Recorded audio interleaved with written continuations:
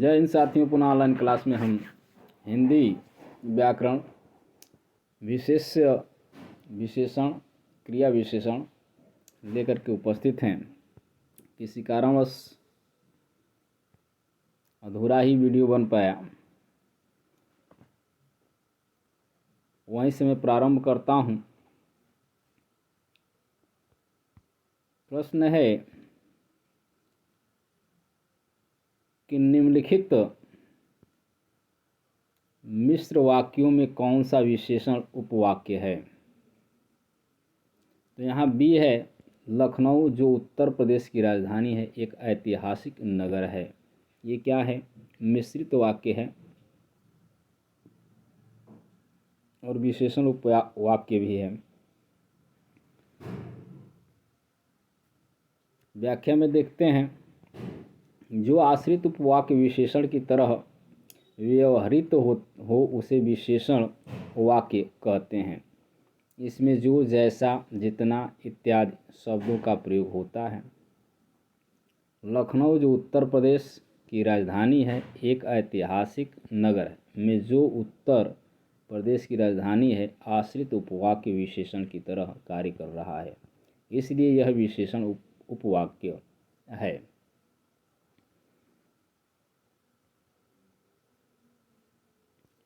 सीता की खोज के लिए हनुमान को अगाध सागर को पार करने के लिए पुल से नहीं आकाश मार्ग से जाना पड़ा था। उपरोक्त वाक्य में विशेष्य का चयन कीजिए। तो इसमें सी जो है सागर, ये क्या है? विशेष्य है। उपरोक्त वाक्य में सागर विशेष्य है, अगाध विशेषण के रूप में प्रयोग किया गया है। जिस शब्द की विशेषता बतलाई जाती है उसे क्या कहते हैं? विशेष्य कहते हैं, तथा विशेषण बताने वाले शब्द को, विशेषता बताने वाले शब्द को विशेषण कहते हैं। तो यहाँ सागर क्या हो गया?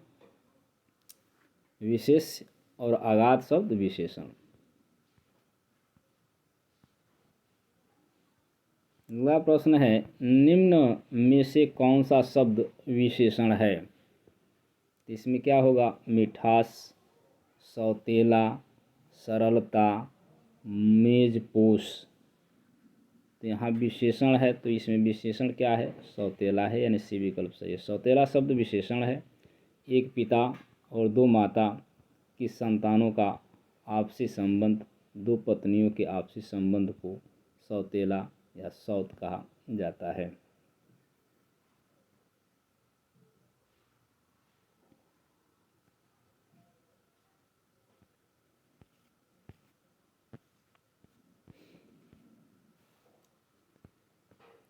यहाँ प्रश्न है, निम्न विकल्पों में उस विकल्प का चयन कीजिए जो दिए गए वाक्य के अनुसार विशेषण के भेद का सही विकल्प हो। तो उनके पास पहनने के लिए कुछ भी कपड़े नहीं हैं। तो यहाँ ये क्या है? परिणाम वाचक है। यहाँ कुछ परिणाम वाचक शब्द दिए गए हैं, व्याख्या के अनुसार इसको समझेंगे हम लोग। उनके पास पहनने के लिए कुछ भी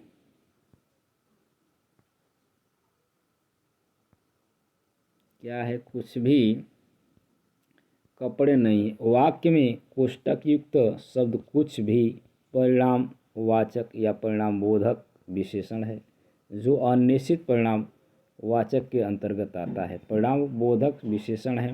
अनिश्चित में बहुत पानी, सब दूध, पूरा आनंद। अनिश्चित में 2 सेर घी, 20 गज जमीन, 15 हाथ कपड़ा। ये क्या है? निश्चित है। निम्न वाक्यों में कोष्टक में दिए गए परिचय वाला विकल्प चुनिए। वीर राम सब राक्षसों का वध कर दिया। तो इसमें क्या होगा?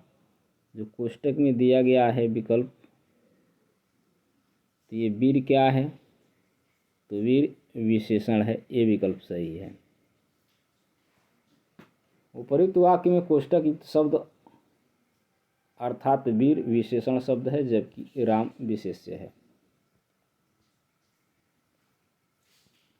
अब यहाँ से वर्तनी प्रारंभ होता है। निम्नलिखित में शुद्ध वर्तनी का शब्द है, तो क्या है? वैदेही।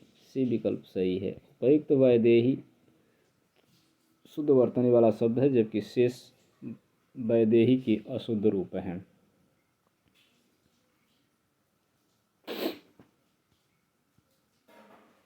एक वर्तनी शुद्ध है, बाकी क्या हैं? अशुद्ध हैं। तो इसमें शुद्ध है अन्नास, अन्नास है। बाकी सब क्या हैं? अशुद्ध हैं। अन्नास शुद्ध वर्तनी वाला शब्द है, जो पुर्तगाली भाषा से आया है, हिंदी में अपनाया गया है।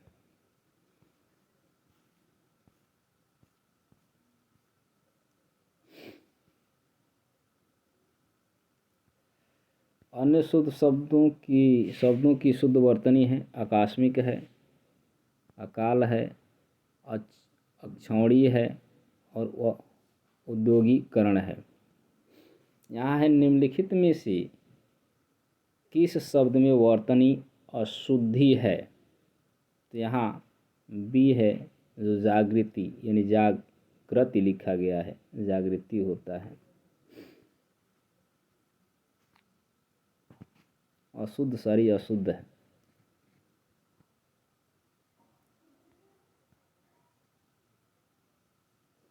यानी जागृति वर्तनी अशुद्ध है, शेष क्या है? शुद्ध वर्तनी है।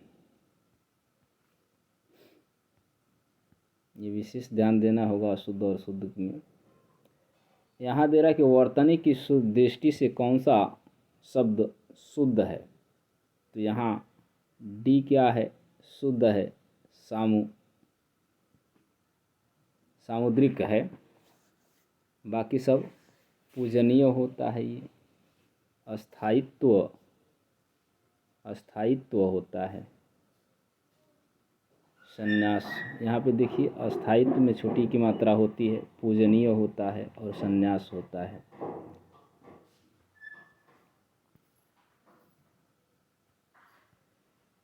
यहाँ पे भी दिया है निम्नलिखित शब्दों में किस शब्द की वर्तनी शुद्ध है? तो यहाँ क्या है? शुद्ध की बात किया गया है। तो यहाँ मिष्टान शुद्ध है।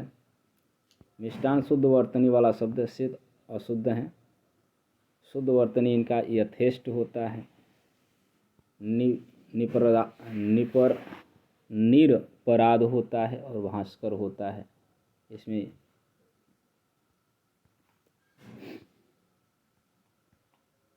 निम्नलिखित में कौन सा शब्द वर्तनी की दृष्टि से शुद्ध है? तो यहाँ वाल्मीकि क्या है? शुद्ध है। बाकी सब क्या हैं? अशुद्ध हैं। और अशुद्धि की दृष्टि से देख लीजिए कौन कौन शुद्ध हैं, कैसे शुद्ध हैं। वर्तनी की दृष्टि से वाल्मीकि शुद्ध, अन्य शब्दों की वर्तनी अशुद्ध है। शुद्ध वर्तनी क्रमशः इस प्रकार हैं: पुष्पांजलि, जबकि उसमें बड़ी का मंत्रा दिया था, मंत्री परिषद, आध्यात्मिक।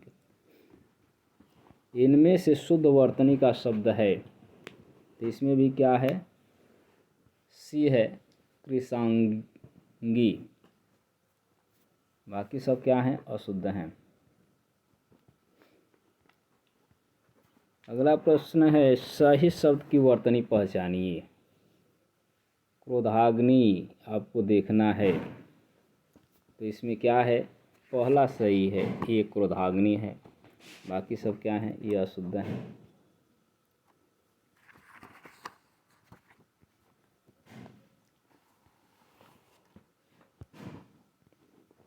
अगले पृष्ठ पर चलते हैं।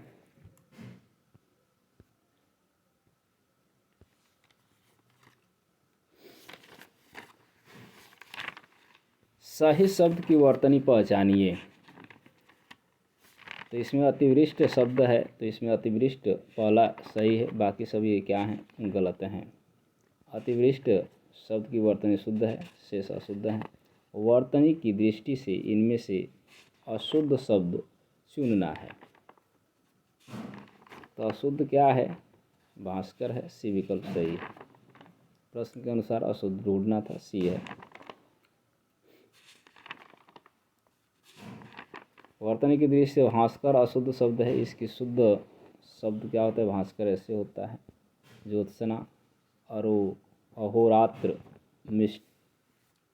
मिष्ठान वर्तनी शुद्ध है। निम्नलिखित में से किस शब्द की वर्तनी अशुद्ध है?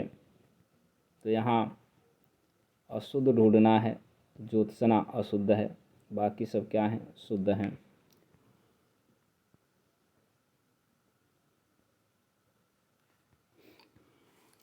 इनमें से एक शब्द की वर्तनी अशुद्ध है, वह है क्या? द्वारिका।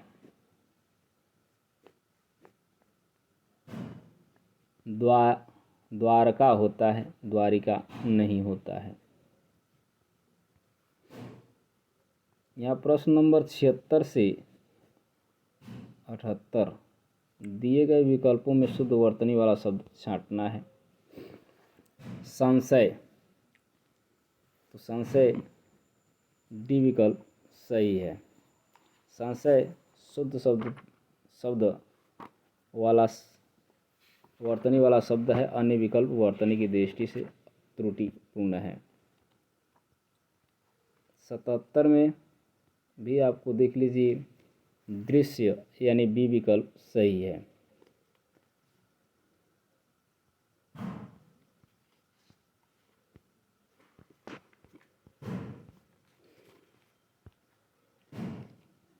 यहाँ क्या करना है? औद्योगिक छांटना, तो ये सही है, बी। बाकी सब क्या हैं? अशुद्ध हैं। व्याख्या देख लीजिए।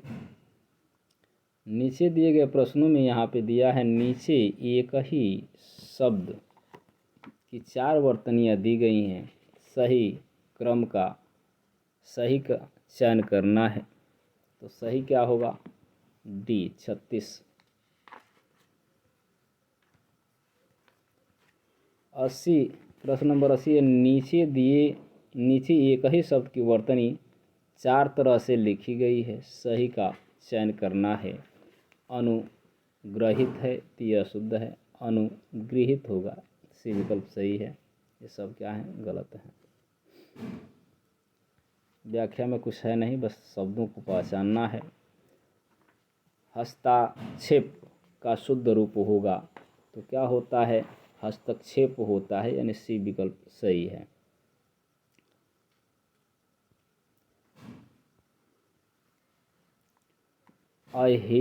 अहेतुकी शुद्ध रूप है तो क्या होगा? बी है।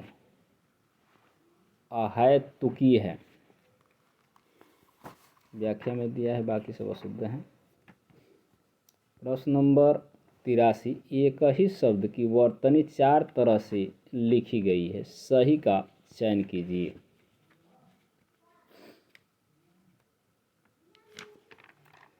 तो इसमें बी विकल्प सही है, ऊपरी लिखित। बाकी सब क्या हैं? अशुद्ध हैं।